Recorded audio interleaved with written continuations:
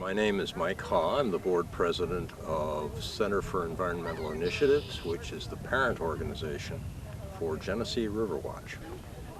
Genesee RiverWatch is a concept that has been applied all over the country in river keepers, bay keepers, sound keepers, but never before in the Genesee River Basin. We're an organization that is focused on improving the entire Genesee River Basin, taking a systemic approach to that activity. There are two key aspects to what Genesee RiverWatch does. The first is the technical aspect, designed to improve the quality of the water and preserve that quality over time.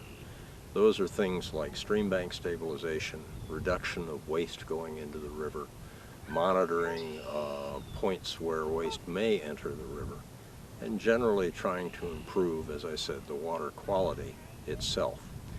The other aspect has to do with driving public interest in the river. Genesee is one of the most publicly ignored rivers in the country. There are people in Rochester who don't know there's a river that runs right through the middle of it.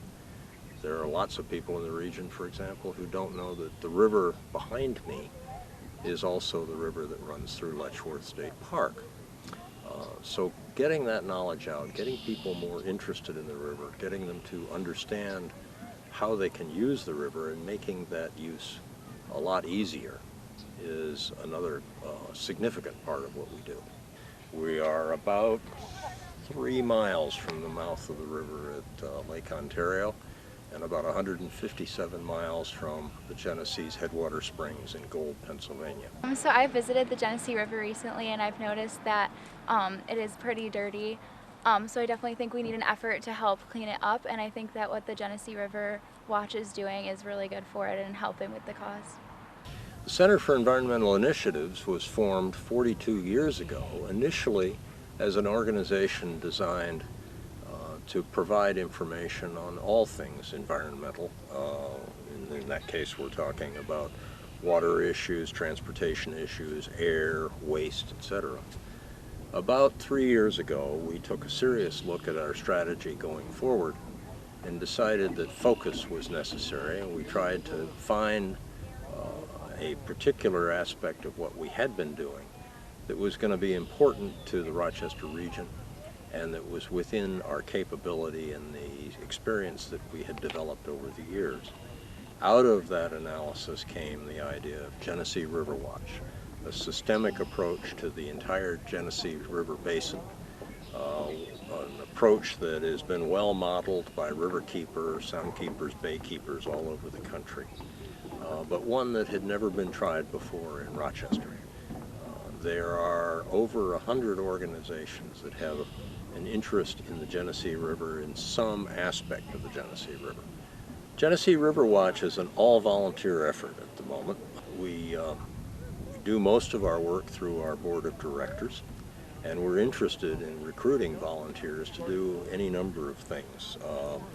Some that are public outreach activities, developing and maintaining a database of members, some that are much more technical in nature, taking part in citizen water quality monitoring activities.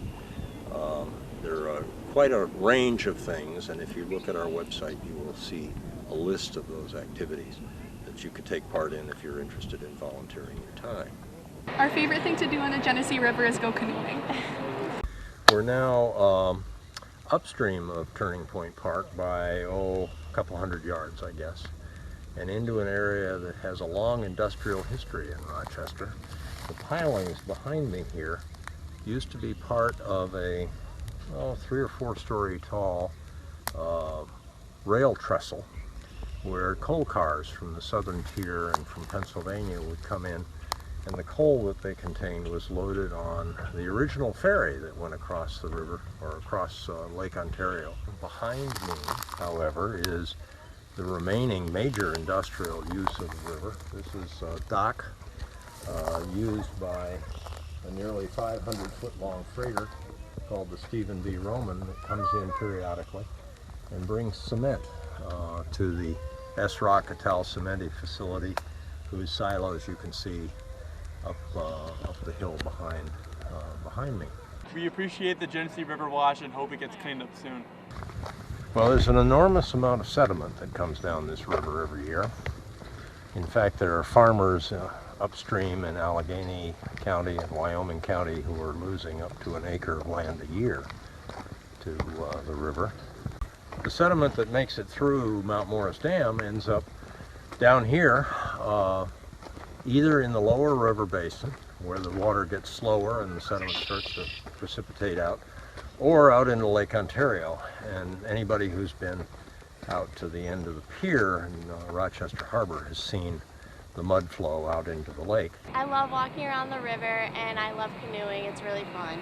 Down Petton Street, and Petton Street ends at the river, right here, essentially south of the Rochester Harbor, and there is a canoe and kayak launch point here, which is informal, as you can see out in front of us. But there's some plans to make that much more formal and much more accommodating. About a quarter of a mile that way is Rochester Harbor and Lake Ontario, and you see in front of you the new Patrick O'Rourke Bridge. 160 miles that way to the south and upriver, which is a little unusual in the United States, is the source of the Genesee in Gold, Pennsylvania. And it flows out of Gold and the mountains around Gold as a clear stream that you could step across. What the Genesee RiverWatch is doing is a really good thing and will really help out the river. The question of pollution in the Genesee comes up pretty often. Obviously, you see the sediment that's in the water. With that sediment comes a fair amount of nutrients in the form of nitrogen and most particularly phosphorus that is entrained in the soil that gets washed into the river. We don't see that materializing as an algal problem too much as long as it's in the river and the water's flowing. But when you get out into the lake, it contributes to the kinds of algae blooms that cause the parks along the lake, beaches along the lake to be fairly frequently closed. Issues include malfunctioning septic tanks in rural areas, malfunctioning wastewater treatment plants, because some of those plants are getting rather old, and the waste that comes from animals in particularly smaller farms, those farms that are not subject to confined animal feeding operation laws, and also farms that are marginal enough where the farmers have difficulty. I really enjoy walking on the pathways by the Genesee River. It's really relaxing and peaceful, and it has great scenery. Well, we're in the High Falls Historic District, the old industrial part of Rochester. It found its power from the falls of the Genesee. We've got a slightly unique view of High Falls. Most people see it from the front of the falls. This is from the top.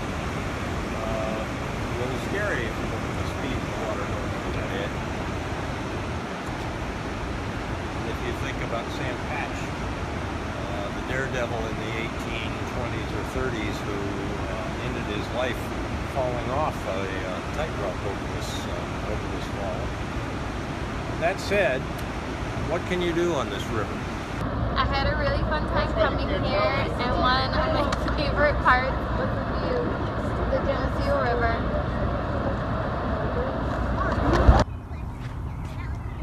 Well, here we're at the Genesee Waterways Center, just south of RIT and across from Genesee Park.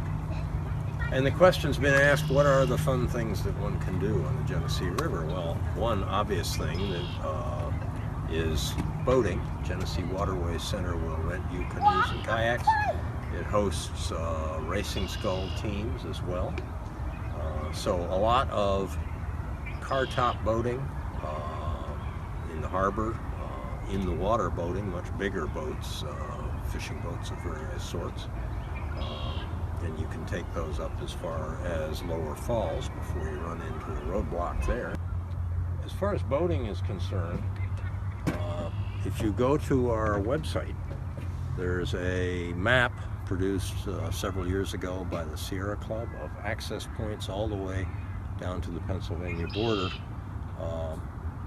for car top boating, kayaks, canoes, and paddleboards if you wanted to do paddleboards. In the area of Rochester proper, one of Genesee RiverWatch's objectives is to increase the number of access points along the river for car-top boating.